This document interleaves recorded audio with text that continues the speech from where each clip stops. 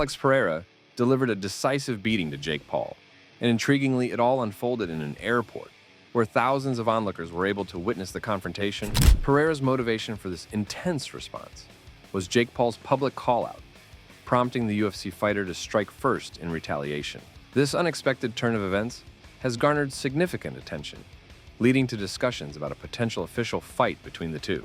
Prominent boxing promoter Bob Arum is now involved in negotiations for a bout between Pereira and Paul, which could take place in August. When Alex Pereira heard this news, he was thrilled. The opportunity to step into the boxing ring ignited a sense of excitement in him. Fighting is in his blood, and the prospect of engaging in another bout is something he always looks forward to. For someone who thrives on the adrenaline and challenge of a fight, the chance to compete again is a dream come true. I want to fight Jake Paul, and knowing that Dana White is facilitating all this makes me even more excited. I'm ready to step into the ring and show what I can do against him. What made the situation even more exhilarating for Pereira was the involvement of Bob Arum. Knowing that Arum, a prominent figure in the combat sports world, would be facilitating the match makes him giggle.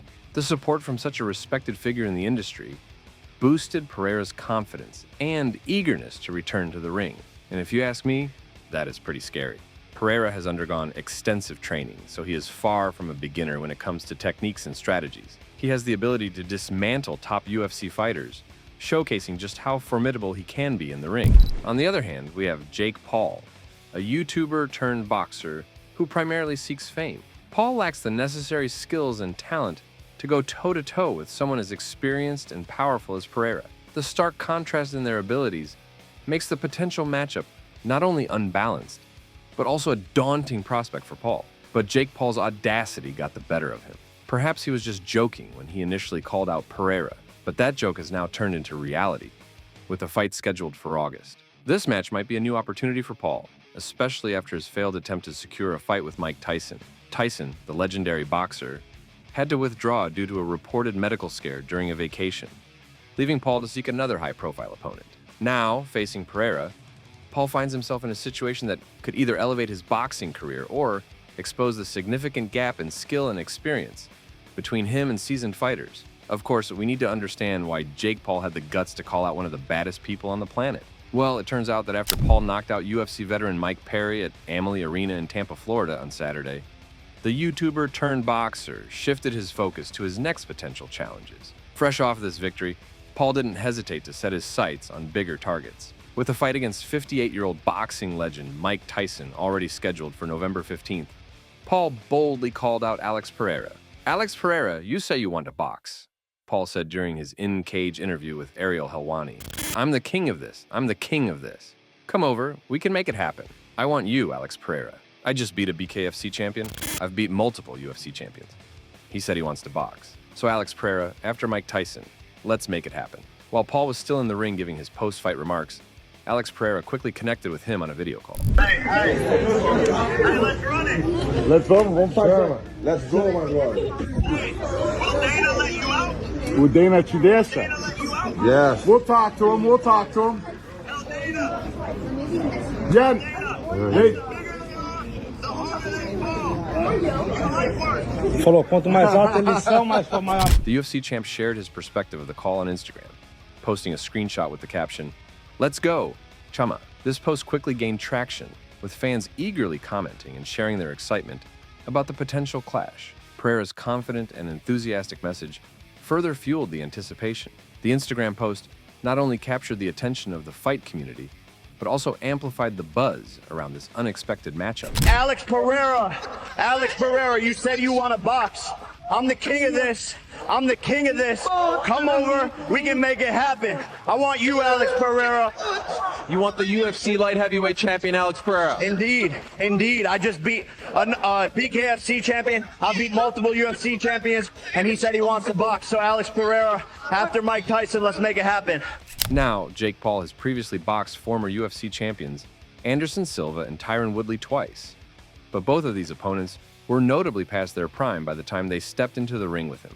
In contrast, Alex Pereira, at 37, represents a different challenge. Not only would Pereira be the largest UFC champion Paul has faced, but he would also be the youngest. Pereira's recent performance has been impressive, having called for a title shot in a third division after his knockout victory over Jiri Prochazka at UFC 303. So, what do the experts have to say about this situation? One of the notable voices weighing in is none other than Mike Tyson.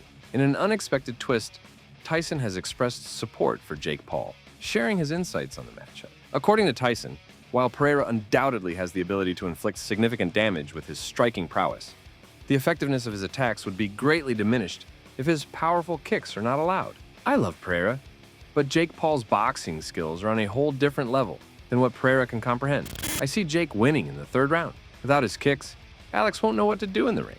Michael Bisping, however, has voiced his disappointment regarding Jake Paul's call-out of Alex Pereira on his YouTube channel. Bisping criticized Paul's remarks, noting that Jake's assertion of being able to decapitate and dethrone the UFC fighter seemed excessive and overly dramatic. Paul might be overestimating his capabilities, suggesting that Jake is significantly out of his depth compared to Pereira. The perception within the fight community that Paul, despite his ambitions, is not yet on the same level as the seasoned and formidable Pereira. That is going to decapitate Alex Pereira. I'm going to decapitate him and dethrone him. That is the craziest, most bullshit, grandiose statement I have ever heard in my life. However, Michael Bisping acknowledges that despite the one-sided nature of the fight, Jake Paul stands to benefit significantly, particularly from a financial standpoint.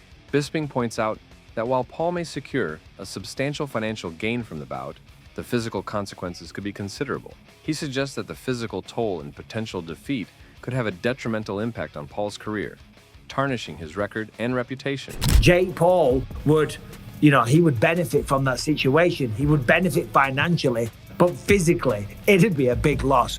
On his boxing record, it'd be a gigantic KO. Alex Pereira is a monster.